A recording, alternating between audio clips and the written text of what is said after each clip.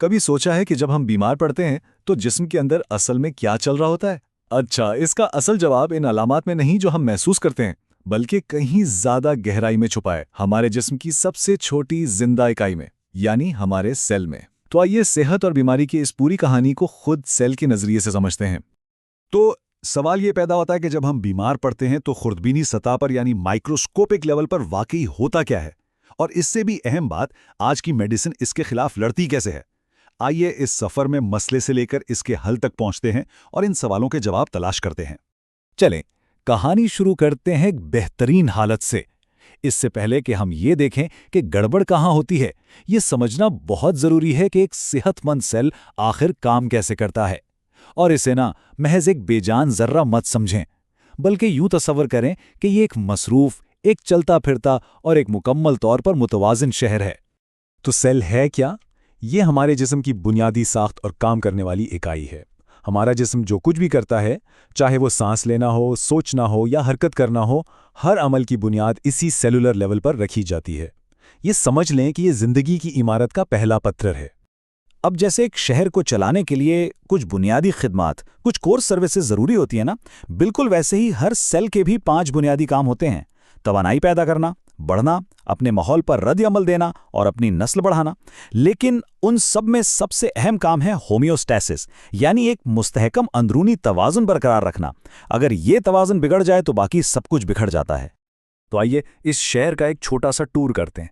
Nucleus को समझ लें कि ये इसका सिटी हॉल है, जहां से सारे अहकामात जारी होते हैं। माइटोकॉन्ड्रिया पावर प्लांट्स हैं जो पूरे शहर को तवानाई देते हैं। राइबोसोम्स वो फैक्ट्रियां हैं जहां प्रोटीन्स बनते हैं। और सेल की झिल्ली वो बॉर्डर कंट्रोल की तरह है जो ये फैसला करती है कि कौन अंदर आएगा और कौन बाहर जाएगा। लेकिन तब क्या होता है जब ये पुरअमन शहर किसी हमले की जद में आ जाए?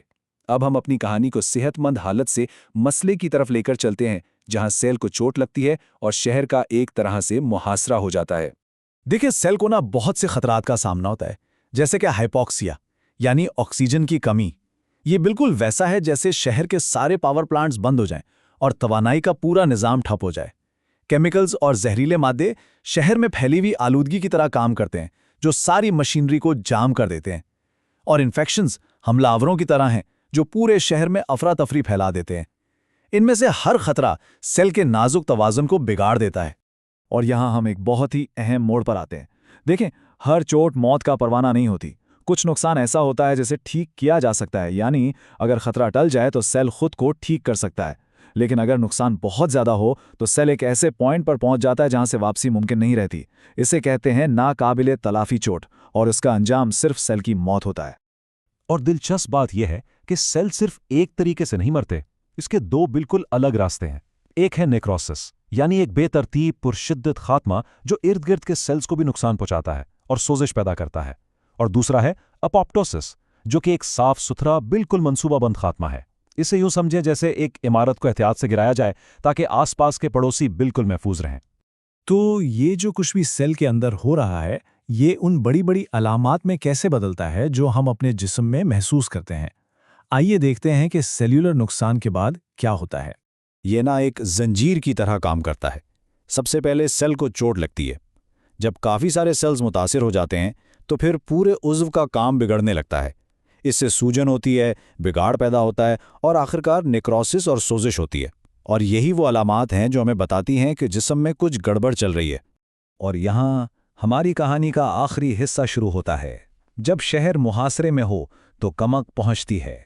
मेडिसिन भी बिल्कुल इसी तरह जख्मी सेल्स को बचाने के लिए मैदान में आती है। और यहीं पर जदीद मेडिसिन का टूल किट काम आता है। डॉक्टरों के पास सेलुलर लेवल पर मुदाखलत के लिए कई हिकमत अमलियां हैं। वो नुकसानदा मॉलिक्यूल्स को बेअसर कर सकते हैं, ऑक्सीजन की सप्लाई बेहतर बना सकते हैं, जहरीले मादों को जिस्म से निकाल सकते हैं और चोट की वजह से पैदा होने वाली सोजिश को भी पुरसुकून कर सकते हैं। सोजिश को कम करने वाली दवाएं ये अमन कायम करने वाली फौज की तरह काम करती हैं। एनएसआईडीज और कॉर्टिकोस्टीरॉइड्स जैसी दवाएं जिस्म के मुदाफ़ेती निज़ाम के रद्द-ए-अमल को पुरसुकून करती हैं ताकि जंग के मैदान में मज़ीद तबाही न फैले। फिर आती हैं साइटोप्रोटेक्टिव दवाएं। ये समझ लें कि ये सेल के बॉडीगार्ड्स हैं। विटामिन सी और ई जैसे एंटीऑक्सीडेंट्स फ्री रेडिकल्स नामी खतरनाक मॉलिक्यूल्स को मज़ीद नुकसान पहुंचाने से पहले काबू कर लेते हैं।